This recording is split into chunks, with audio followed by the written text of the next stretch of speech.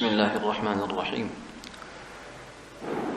قال النبي صلى الله عليه وسلم: نحن معشر الأنبياء لا نورث ما تركناه صدقة.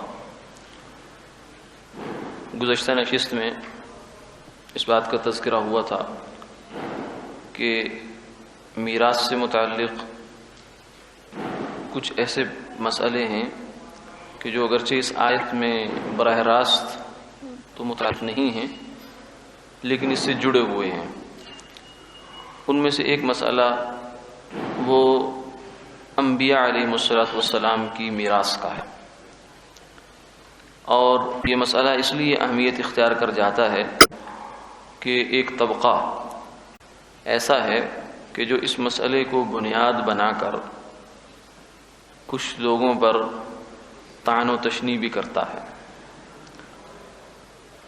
اور وہ مسئلہ ہے بالخصوص باغ فدق کہ اس کی وراثت کا کیا ہوا.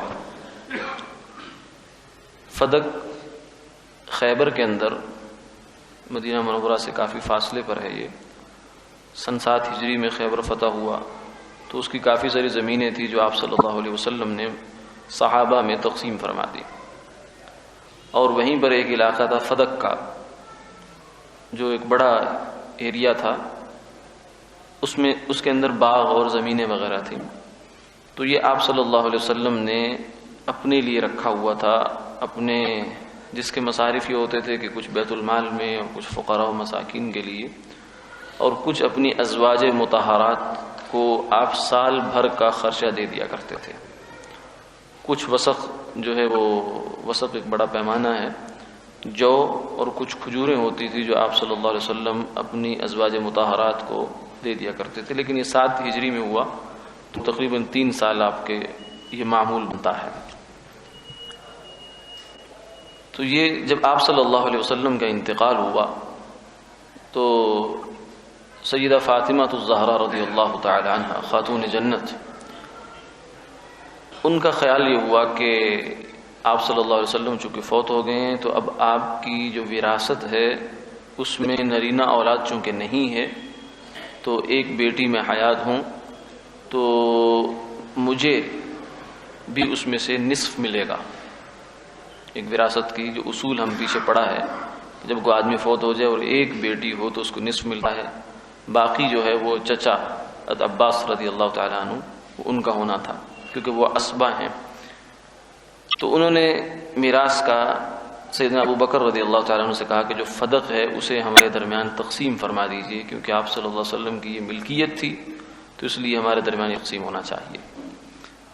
تو سیدنا ابو بکر رضی اللہ تعالیٰ عنہ نے یہ فرمایا کہ میں نے جناب نبی پاک صلی اللہ علیہ وسلم سے خود یہ سنا ہے، آپ نے فرمایا نحن معشر الانبیاء، ہم انبیاء علیہم السلام جو دنیا میں آتے ہیں تمہاری کوئی ذاتی پراپرٹی نہیں ہوتی. لا نورث، ہم دنیا میں کچھ چھوڑ کر نہیں جاتے کہ پیچھے میراث ہماری اولاد میں یا رشتہ داروں میں تقسیم ہوگی. عام امتی جتنے بھی ہیں ان سب پر یہ قانون لاگو ہوتا ہے کہ وہ جو بھی چھوڑ کر جائیں گے وہ سب تقسیم ہوگا، لیکن انبیاء علیہم السلام اس قانون سے مستثنیٰ ہیں. ما ترکنہ صدقہ، فرمایا کہ جو کچھ نبی چھوڑ کر جاتے ہیں دنیا میں وہ صدقہ ہو جاتا ہے، وہ وراثت نہیں بنتی، وہ پیچھے ورثہ کو نہیں ملے گا. آپ نے یہ بات بیان فرما دی.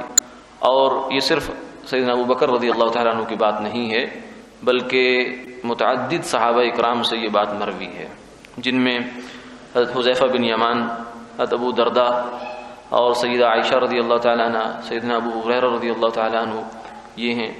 اور ایک موقع پر حضرت عمر رضی اللہ تعالیٰ عنہ نے جلیل القدر صحابہ کے سامنے یہ بات رکھی اور قسم لی ان سے، کیا آپ کو معلوم نہیں یہ بات ایسے ہوئی تھی کہ آپ صلی اللہ علیہ وسلم نے یہ فرمایا تھا کہ ہم جو نبی ہیں ہم وراثت ہماری نہیں ہوتی، جو کچھ بھی ہم چھوڑ جائیں وہ صدقہ ہوا کرتا ہے.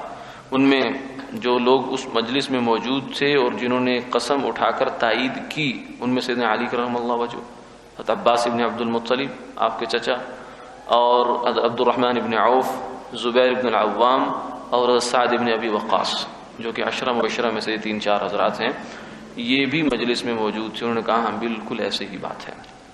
تو اس لیے یہ بات آپ صلی اللہ علیہ وسلم کی پہلے سے کچھ حضرات کا خیال یہ ہے کہ سیدہ فاطمہ رضی اللہ تعالیٰ عنہ کے علم میں یہ بات نہیں تھی، اس لیے ان کا ایک جو ظاہر حال بنتا تھا وہ یہی تھا کہ وراثت ہے، اور کچھ کہتے ہیں کہ نہیں ان کے علم میں تو تھی لیکن وہ اس چیز کو اوپن اور آن دا ریکارڈ لانا چاہ رہی تھی تاکہ کل کو کسی کو کوئی اشکال پیدا نہ ہو کہ وراثت کا کیا ہوا، تاکہ یہ مسئلہ سامنے آ جائے اور کھل کر بات ہو جائے اور کوئی کسی قسم کا الجھاؤ نہ رہ جائے۔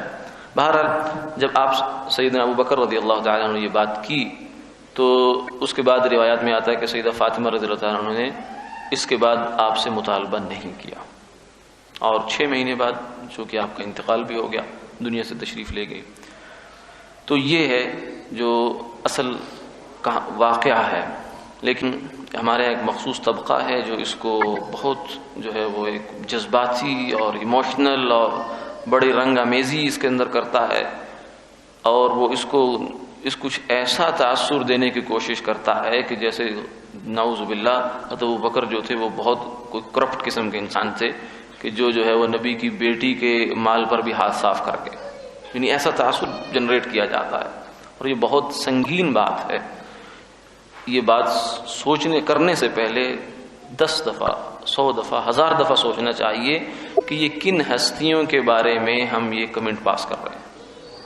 جنہوں نے مطالبہ کیا وہ خاتون جنت سے، آپ سب زندگی کا واقعہ ہے کہ فرماتی ہیں کہ میں جو ہے وہ گھر کا کام کاج کیا کرتی تھی جس سے جسم میں نشان بھی پڑ گئے رسیوں کے، تو حضرت علی نے فرمایا کہ حضور کے پاس غلام آئے ہوئے ہیں تو جا کر تو بھی غلام لے لے، لوگوں کو مل رہے ہیں۔ تو میں گئی لیکن حیا سے کچھ کہہ نہ سکی، واپس آ گئی۔ آپ نے دیکھ لیا، جب آپ فارغ ہو کر تشریف لائے تو پوچھا فاطمہ آج تم مجلس میں آئی تھی، خیریت ہے؟ تو میں نے عرض کیا کہ یا رسول اللہ حضرت علی نے مجھے یہ کہا تھا لیکن میری ہمت نہیں پڑی، جھجک آ گئی، شرم آ گئی مجھے کہ میں مانگوں۔ تو آپ صلی اللہ علیہ وسلم نے فرمایا کہ فاطمہ تجھے غلام مل جائے یہ بہتر ہے جو تمہیں کچھ ایسے کلمات سکھا دوں کہ جن کو تو رات بستر پر لیٹ کر پڑھ لیا کرے، اللہ تعالیٰ تیری دنیا کی تھکاوٹ بھی ختم کریں گے اور آخرت کے خزانے تجھے مل جائیں گے۔ تو سیدہ خاتون جنت نے کہا کہ یا رسول اللہ میں نے غلام کیا کرنا ہے، مجھے تو آخرت کی کمائی چاہیے، یعنی دنیا مجھے نہیں چاہیے، مجھے تو آخرت چاہیے۔ تو سیدہ فاطمہ رضی اللہ تعالیٰ عنہ کا یہ جذبہ ہے تو وہ دنیا کا مال لینے کے لیے کوئی ایسا مطالبہ کرنے کے لیے جائیں گی، اور جن سے مطالبہ کیا گیا وہ کون ہے؟ سیدنا ابو بکر ہیں، جنہوں نے آپ صلی اللہ علیہ وسلم کی لاج اور نسبت پر مال کو مال سمجھے ہی نہیں اپنے کو۔ حضور نے فرمایا کہ مال لاؤ، یہ نہیں کہا کہ ابو بکر پورا مال لانا، فرمایا کہ مال چاہیے۔ غزوہ تبوک تھا تو اپنے گھر میں جھاڑو دے کر چلے گئے اور سارا جا کر آپ کے قدموں میں جان نشاور کر دیا۔ تو یہ کیا، اور پھر جو قصہ ہے جو باغ فدق ہے وہ اگر تو ابو بکر رضی اللہ تعالی عنہ نے اپنی تحویل میں لیا ہوتا، اپنے اکاؤنٹ میں ڈال لیا ہوتا کسی طریقے سے، تو پھر تو کہہ سکتے تھے کہ چلو یہ بات ہو سکتی ہے، لیکن انہوں نے فرمایا کہ یہ بیت المال ہے، یہ مسلمانوں کا عام مال ہے، اور جس مصرف میں حضور کی زندگی میں یہ جایا کرتا تھا، جس مد میں اس کی آمدنی جایا کرتی تھی اسی مد میں اب جائے گی۔ میری حیثیت صرف ایک مینیجر کی ہے، میں اس کی مینجمنٹ کروں گا اس فنڈ کی کہ یہ کدھر کدھر جایا کرے گا، میں نے اپنی جیب میں کچھ نہیں لے کر جانا اس میں سے۔ اور جو ان کی جو تھی، یہ بچے کو ذرا خاموش کروا دیں میرے خیال سے، کچھ تو دیکھ لیں ذرا، گھر پہ جو آ دیں اگر تھوڑی سی ہو جائے تو وہ ابو بکر رضی اللہ تعالیٰ عنہ جو ہے وہ جب خلیفہ بنے ہیں تو شروع میں آپ نے کوئی اپنی تنخواہ مقرر نہیں کی تھی، اور تھان کپڑے کا جو ہے وہ اپنی بغل میں دبا کر بازار جانے لگے تو عمر نے کہا کہاں جا رہے ہیں؟ تو کہنے لگے کہ میں اپنے بچوں کی روزی روٹی کے لیے جا رہا ہوں، کیونکہ بیت المال سے تو کوئی تنخواہ نہیں تھی، کیونکہ یہ پہلا کیس تھا۔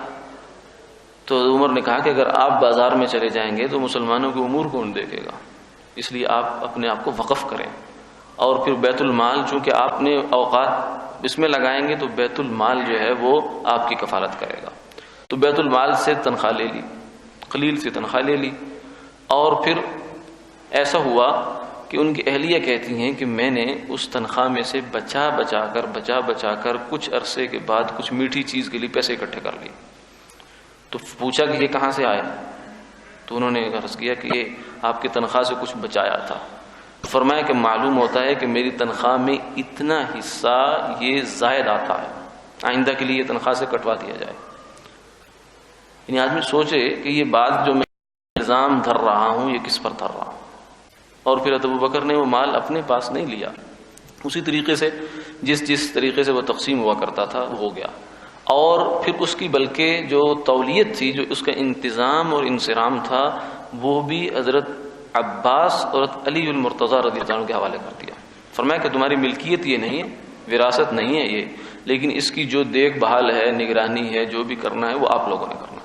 اور جیسے جیسے حضور اس کو تقسیم فرمایا کرتے تھے آپ اس کو تقسیم کرو، ہم عملاً اس میں یہ بھی شریک نہیں ہیں. لیکن یہ بات واضح ہے کہ یہ وراثت نہیں ہے، یہ اللہ کا قانون ہے، اس میں ہم کچھ نہیں کر سکتے.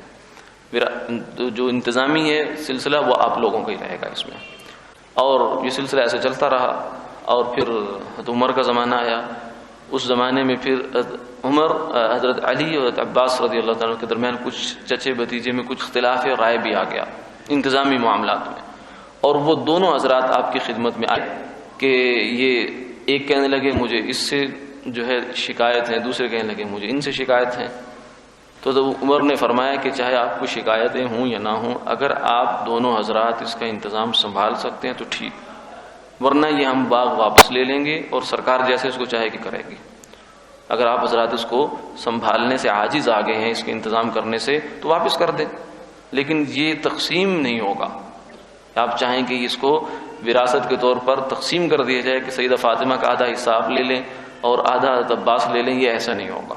اور اس موقع پر ہی آپ نے پورے جلیل القدر صحابہ کی موجودگی میں قسم لی تھی اور ان دونوں حضرات نے بھی تائید کی تھی. تو اس لیے یہ بات بالکل کلیئر ہے، اس پر کسی قسم کی گرد و غبار نہیں ہے، لیکن کچھ لوگ ڈال دیتے ہیں. بہرحال پھر عثمان کا زمانہ آیا، معاملہ ایسے ہی چلتا رہا. پھر سیدنا علی المرتضیٰ رضی اللہ تعالیٰ عنہ کا دور حکومت آیا آپ کا. تو آپ کی تقریباً 6 سال تک آپ کی خلافت رہی ہے، اور یہ علاقہ جو وہ آپ کے زیر اقتدار تھا.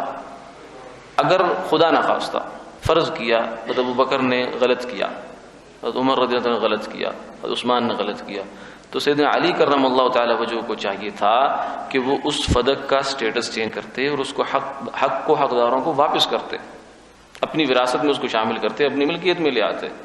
حضرت عباس کی جو اگر وہ نہیں تھے تو ان کے اولاد میں دیتے، کیونکہ وراثت تو وراثت ہے، چاہے 20 سال گزر جائیں چاہے 30 سال گزر جائیں، حق تو حق ہے. لیکن انہوں نے بھی ایسا نہیں کیا. تو اس سے یہ معلوم ہوتا ہے کہ یہ جو اس معاملے کی اصل تھی وہ پہلے ہی دن سے سیدہ فاطمہ رضی اللہ تعالیٰ عنہ کے سوال کرنے سے بہت واضح ہو گئی، اور اس پر سب لوگوں کو اطمینان ہو گیا، اور اس کے مطابق ہی معاملہ چلتا رہا. اب اس کو جناب ایک وہ بنا لینا، بات کا بتنگڑ بنانا، وہ اگر کوئی کرنا چاہے تو اس کو تو آدمی کو روک نہیں سکتا، لیکن حقیقت حال اتنی ہے. اور یہ بات کہ انبیاء علیہم الصلوۃ والسلام کی وراثت نہیں ہوتی، یہ بات حدیث سے بھی ثابت ہے، اور خود جو یہ طبقہ ہے اہل تشیع حضرات، ان کی کتابوں میں بھی یہ بات لکھی ہوئی ہے. انبیاء علیہم الصلوۃ والسلام جو ہیں ان کی وراثت درہم و دنانیر نہیں ہوا کرتے، بلکہ ان کی وراثت جو ہے وہ علم ہوا کرتا ہے، وہ اللہ کے احکامات ہوا کرتے ہیں، شریعت کے احکامات ہوا کرتے ہیں.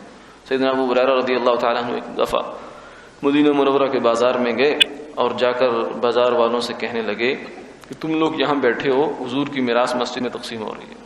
لوگ دوڑے دوڑے آ گئے اور آ کر دیکھا تو وہاں تو کوئی چکر ہی نہیں ہے، کوئی علم کا حلقہ لگا ہوا ہے، کوئی ذکر کا حلقہ لگا ہوا ہے، کوئی سیکھنے سکھانے کی ترتیب ہے. تو انہوں نے کہا کہ آپ شریف آدمی ہیں، آپ نے ہمارے ساتھ اچھا مذاق کیا، آپ تو کہہ رہے تھے وراثت تقسیم ہو رہی ہے، یہاں تو کوئی چکر ہی نہیں ہے. تو آپ نے فرمایا کہ بھولے انسانوں، حضور کی وراثت یہی ہے. تم جو ہے وراثت سمجھتے ہو درہم دنانیر کو، مال و دولت کو، جائیداد کو. انبیاء علیہ السلام اس کام کے لیے دنیا میں نہیں آیا کرتے. وہ تو حضور سے اللہ نے خود فرمایا کہ اگر آپ فرمائیں تو احد پہاڑ سونا بن جائے، 3-4 کلومیٹر کے ایریے میں پھیلا ہوا ہے.